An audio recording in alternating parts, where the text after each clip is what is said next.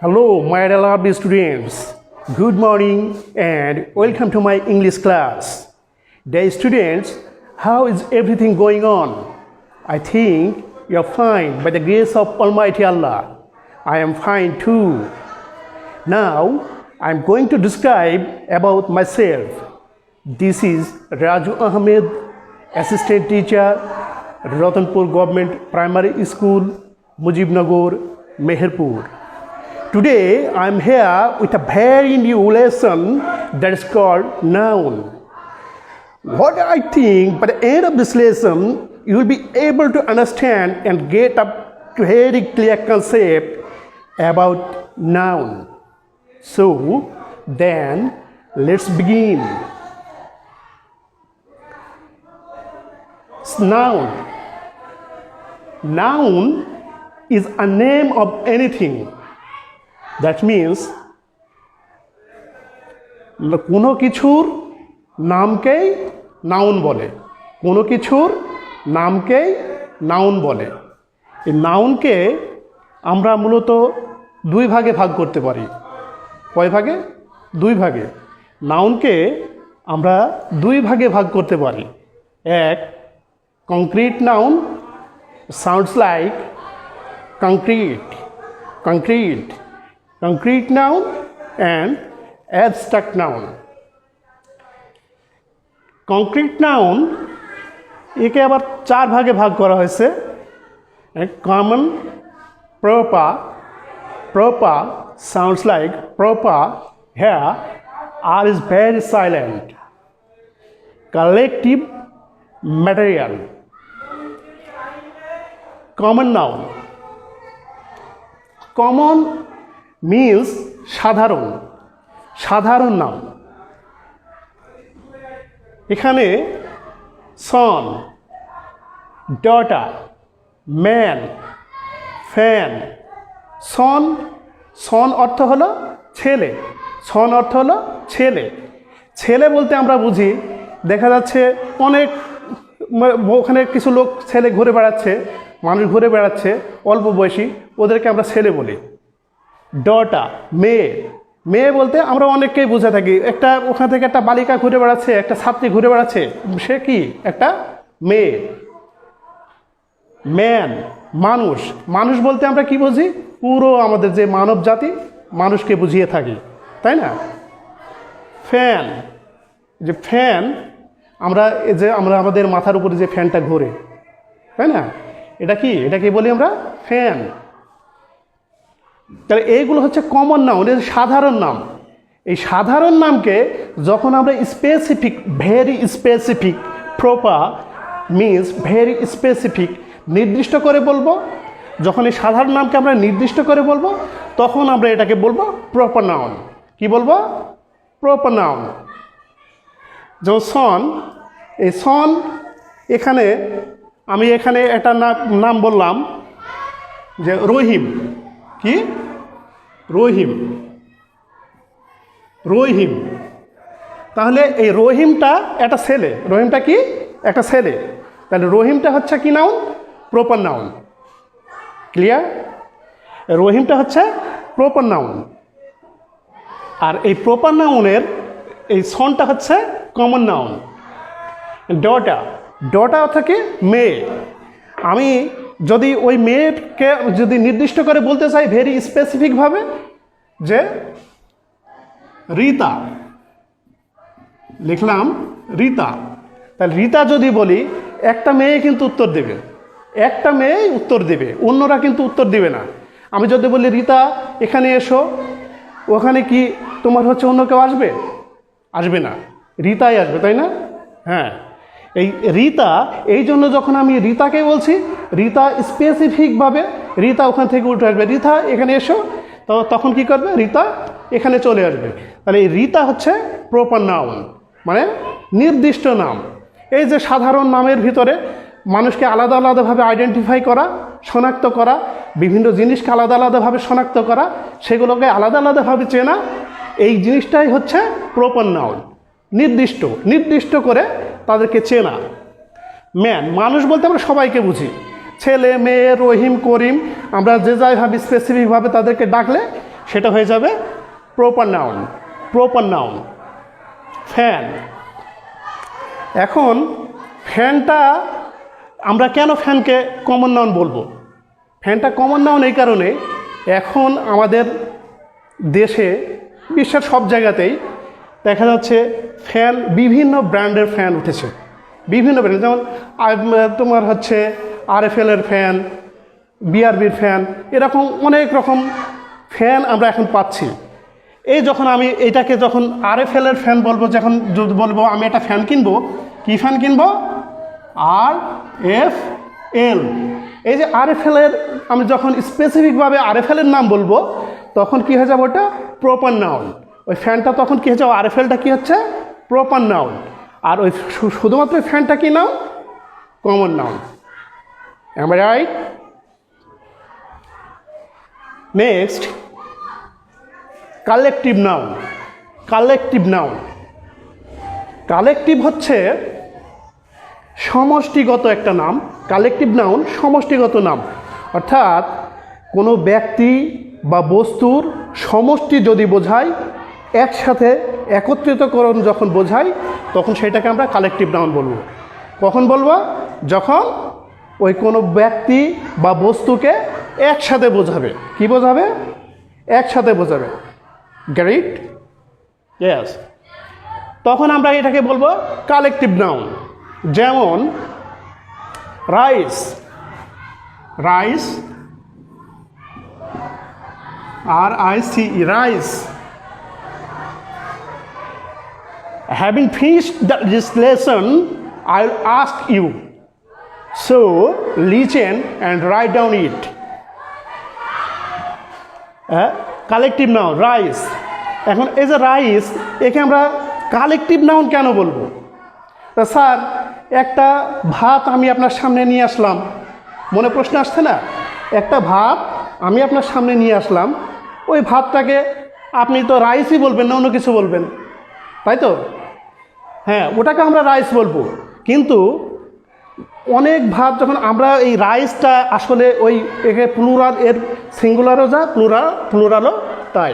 এটাকে আমরা যখন ইংরেজিতে লিখি রাইসেস কিন্তু হয় না, এই জন্য এটা কালেকটিভ নাউন। অনেক ভাত একসাথে রাইস। ম্যান, এখানে লিখেছি, এখানে উদাহরণটা এই কারণে দিয়েছি যে এখান থেকে আমি এখানে নিয়ে আসবো ম্যান, মানুষ। যখন অনেক মানুষের ভিড় হবে, অনেক মানুষ এক জায়গায় জমায়েত হবে, তখন এইটাকে বলবো আমরা মব। কি বলবো? মব। লিখে নিও, মব। তাহলে অনেকগুলো মানুষের সমষ্টি। তাহলে এটা হচ্ছে কি noun? Collective noun. Collective noun. তারপরে দেখা যাচ্ছে পুলিশ। পুলিশ একটা সিঙ্গেল পারসন যদি সে পুলিশ বাহিনীতে চাকরি করে, তাহলে সেটা হচ্ছে সিঙ্গুলার। আবার প্লুরাল, যদি একসাথে অনেক পুলিশ থাকে, তাদেরকেও আমরা কি বলবো? পুলিশ। কি বলবো? পুলিশ। তাহলে এই পুলিশটা কি নাউন হচ্ছে? Collective noun. কি নাউন? Collective noun. কারণটা কি বললাম? ওই যে ওরা যদি এক জায়গাতেও একসাথে থাকে, তাও তাদেরকে কি বলবো? পুলিশ বলবো। যদি একজন সিঙ্গেলভাবে থাকে, তাও তাকে কি বলবো? পুলিশ বলবো। তাহলে এর সিঙ্গুলার এবং প্লুরাল সেম। তাহলে পুলিশ হচ্ছে কি নাউন? Collective noun. জিনিসটা কি তোমরা বুঝতে পারছো? আচ্ছা, ওকে। আর্মি। কি বললাম? আর্মি। যে আর্মি, যারা সেনাবাহিনীতে তোমরা শুনেছ, হয়তো সবাই জানো, তোমাদের বাড়ির আশেপাশে বা তোমাদের বাড়ির ভিতরে অনেকে এই সেনাবাহিনীতে চাকরি করে নিশ্চয়ই, কিংবা বাড়িতে না করলেও আশেপাশের তোমরা অনেককেই চেনো। এই যে আর্মি, এই আর্মি যদি একজন থাকে, তাকেও আমরা কি বলবো? আর্মি। যদি একজন হয় ব্যক্তি, সেও আর্মি। আবার টোটাল বাহিনী সবাই যদি একত্রিতভাবে থাকে, এই সবাইকেই একসাথে বলবো কি? আর্মি। তাহলে এই যে প্রথমেই বললাম, এর সংজ্ঞাটা কি বলেছি লিখেছো তো? সংজ্ঞায় বলেছি যে কোনো ব্যক্তি, কি বললাম? কোনো ব্যক্তি বা বস্তুর সমষ্টি। কোনো ব্যক্তি বা বস্তুর সমষ্টি হচ্ছে কালেকটিভ নাউন। সমষ্টি মানে একত্রিতকরণ হচ্ছে এক জায়গায় একসাথে একটা নামকরণ হচ্ছে, এই নামটাকে আমরা বলি কালেকটিভ নাউন। কী নাউন বলি? Collective noun. এভাবে আমরা সামষ্টিকভাবে যেমন সুগার, চিনি, সুগার, এটাকেও আমরা কি বলবো? Collective noun. ওটাকে একটা একটা করে গোনা যায়, আবার ফের একসাথে থাকলে সুগার, সুগার। এবার আসছে ম্যাটেরিয়াল নাউন। ম্যাটেরিয়াল নাউন, এখানে ম্যাটেরিয়াল নাউন এখানে আমরা দেখলাম সামষ্টিকভাবে আসছে। আর ম্যাটেরিয়াল নাউনের সংজ্ঞাটা হচ্ছে এরকম যে গণনা করা যায় না, যে পদার্থ গণনা করা যায় না। তোমাদের বোঝার সুবিধার্থে আমি এইভাবে বলছি, বইয়ের ভাষায় না বলে নিজের ভাষায় বলছি, যে বস্তু বা জিনিস গণনা করা যায় না, কি করা যায়? পরিমাপ করা যায়। পরিমাপ করা যায়, গণনা করা যায় না। এটা তোমরা লিখে নিতে পারো, খাতায় লিখে নাও। গণনা করা যায় না কিন্তু পরিমাপ করা যায়, এটাকে আমরা বলবো ম্যাটেরিয়াল নাউন। যেমন ওয়াটার, ওয়াটার, পানি। পানিকে তোমরা গণনা করতে পারো? পানি, ওয়াটার, পানি। যে পানি যখন আমরা হাতে নেই, যে এইভাবে যদি ফেলি, ফোঁটা ফোঁটা করবে, স্যার এক ফোঁটা করে পড়ছে, তো এক ফোঁটা করেও যদি পড়ে, তখন কি তুমি অন্য কিছু বলবে? বলতে পারবে না। তখন ওটাকে কিন্তু আমরা পানিই বলবো। কি বলবো? পানিই বলবো। তাহলে এটা কি হচ্ছে? কি নাউন? Material noun.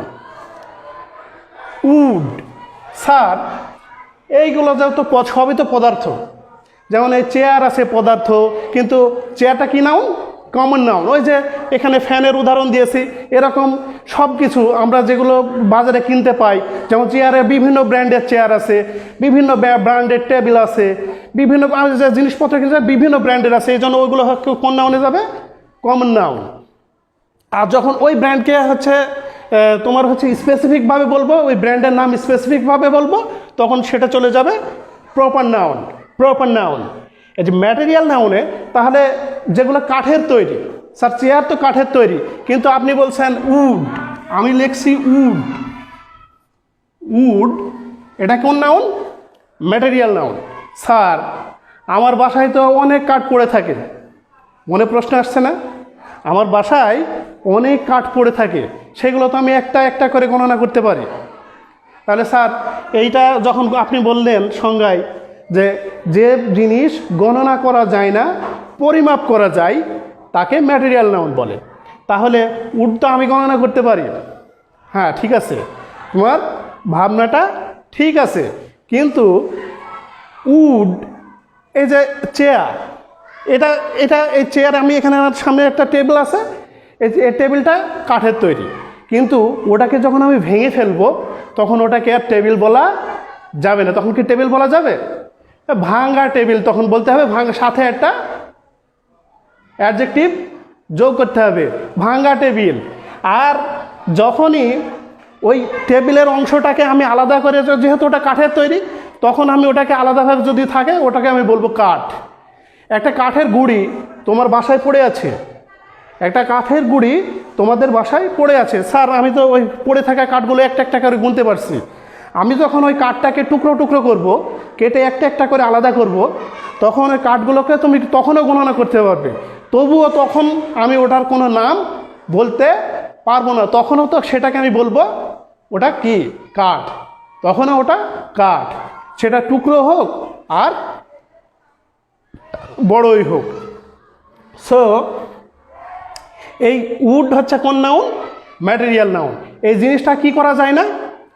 গণনা করা যায় না। কি করা যায়? পরিমাপ করা যায়। আমরা কাঠ যদি তোমার কোনো জায়গায় কিনতে যাই, তাহলে সেখানে কি করতে হয়? আমাদেরকে দেখবে ফিতা দিয়ে মাপে কতটুকু কাঠ পরিমাপ করে, কতটুকু কাঠ হলো, এবং সেই অনুসারে আমাদেরকে দাম দিতে হয়, হয় না? তাহলে এই কাঠ হচ্ছে কেন নাউন? Material noun. তো এরকম মিল্ক, আরও উদাহরণ যদি দেওয়া যায়, মিল্ক এরকম বিভিন্ন তরল পদার্থ ওরকম যেগুলো গণনা করা যায় না, তোমার হচ্ছে পরিমাপ করা যায়, সেইগুলোকে আমি বলবো, আমরা বলবো কি noun? Material noun. Material noun কি বুঝতে পেরেছো? ঠিক আছে, ম্যাটেরিয়াল। এবার আসছে অ্যাবস্ট্রাক্ট। আর আমরা আরেকটা জিনিস, এই যে কংক্রিট নাউন যেটা বলছি, এই কংক্রিট নাউনটাকে আমাদের যে 5টা ইন্দ্রিয় আছে, কি আছে? 5টা ইন্দ্রিয় আছে, চোখ, কান, নাসিকা, জিহ্বা, ত্বক, এইগুলো দিয়ে আমরা এইগুলোকে কি করতে পারি? গণনা করতে পারি, দেখতে পারি, অনুভব করতে পারি। এই 5 ইন্দ্রিয় দিয়ে যদি আমরা এইগুলোকে আইডেন্টিফাই করতে পারি, সেইগুলোকে আমরা বলি কংক্রিট নাউন। আর যখনই ওইটাকে আমরা আইডেন্টিফাই করতে না পারি আমাদের ওই 5 ইন্দ্রিয় দ্বারা, তখনই ওইটাকে আমরা কংক্রিট না বলে তখন আমরা বলি অ্যাবস্ট্রাক্ট। কি বলি? Abstract noun. তখন এটাকে আমরা বলি অ্যাবস্ট্রাক্ট নাউন, অর্থাৎ যেটাকে আমরা দেখতে পাই না, ছুঁতে পারি না, অনুভব করতে পারি কিন্তু অনুভব করতেও পারি না। দেখা যাচ্ছে ওই অনুভব করি, দেখা যাচ্ছে আমরা এইভাবে স্পর্শ করতে পারি না। যেমন কাইন্ডনেস। কাইন্ডনেস এটা কি দেখা যায় না ছোঁয়া যায়? তাহলে এটা কি নাউন? Abstract noun. চাইল্ডহুড, তাহলে যে কোনো নেসযুক্ত শব্দ, হুডযুক্ত শব্দ, এগুলো হচ্ছে অ্যাবস্ট্রাক্ট নাউন। কি নাউন? Abstract noun. ব্রাইটনেস, তোমাদের ঘরে বাতি জ্বলে নিশ্চয়, সূর্যের আলো, আমরা সূর্যের আলোয় আলোকিত হই, তাই না? এই যে বাতি যে জ্বলে, এই বাতির যে উজ্জ্বলতা, এই উজ্জ্বলতা কি আমরা কি দেখতে পাই? আমরা অনুভব করি যে এই আলোটা কি, এই যে উজ্জ্বলতাটাকে আমরা অনুভব করি। এই জন্য এটা কি হচ্ছে? Abstract noun. এই 5 ইন্দ্রিয় দ্বারা আমরা, এই আলো কিন্তু দেখা যায় না, আলো দেখা যায় না, তাহলে এটা কি নাউন হচ্ছে? Abstract noun. হাঙ্গার, ক্ষুধা, তাহলে এই ক্ষুধা কি আমাদের অনুভব করতে হয়, এই জন্য এটা হচ্ছে অ্যাবস্ট্রাক্ট নাউন। ডিয়ার স্টুডেন্টস, সময় শেষের দিকে চলে আসছে খুব, এজন্য আমি একটু খুব দ্রুত বলার চেষ্টা করছি। অ্যাবস্ট্রাক্ট নাউন, এই হাঙ্গার হচ্ছে অ্যাবস্ট্রাক্ট নাউন। এই তারপরে গণনার ভিত্তিতে এই নাউনকে 2 ভাগে ভাগ করা হয়েছে। একটা হচ্ছে কাউন্টেবল নাউন, আর আরেকটা হচ্ছে আনকাউন্টেবল নাউন। কাউন্টেবল, যেগুলো গণনা করা যায়। এখানে আমরা যে কংক্রিট নাউনে আমরা যে 4টা লিখেছি, এই 4টার ভিতরে কমন, প্রপার, কালেকটিভ, এই 3টা হচ্ছে কাউন্টেবল নাউন। এই তিনটার যে আমরা যে নামগুলো শিখলাম, এগুলো সবগুলো হচ্ছে কি নাউন? Countable noun. কারণ এগুলো কি করা যায়? গণনা করা যায়। আর বাকি আমরা যে ম্যাটেরিয়াল অ্যান্ড অ্যাবস্ট্রাক্ট, এই দুটো হচ্ছে আনকাউন্টেবল নাউন। এই যে এখানে ম্যাটেরিয়াল নাউনে আমরা শিখে আসলাম যে ওয়াটার, উড, এগুলো কি গণনা করা যায় না? এগুলো গণনা করা যায় না। এগুলো কি করতে হয়? পরিমাপ করতে হয়, তাই না? তাহলে এইগুলো হচ্ছে কি নাউন?